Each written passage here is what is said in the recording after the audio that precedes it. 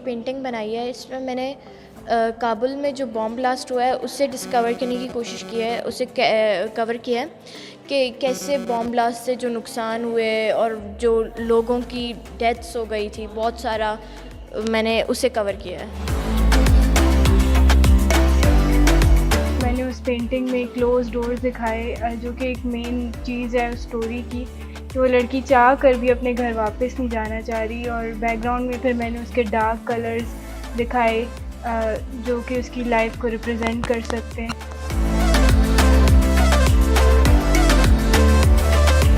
मैंने इस पेंटिंग में मैम फोजिया राना का केस कवर किया है, जो बेसिकली ट्रांसजेंडर की स्टोरी बता रहा है, जिसने अपने पावर का अब्यूज़ किया इसमें, और असल्ट और रेप के एलिमेंट्स हैं इस केस में, और मैंने इस पेंटिंग में वही पोर्ट्रे करने की कोशिश की है।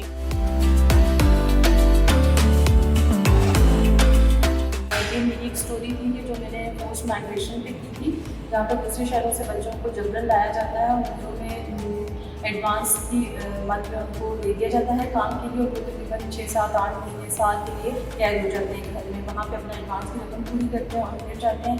ये स्टोरी मैंने बी न्यूज़ में की थी और इसने बच्चों के मसाइल को उजागर किया था।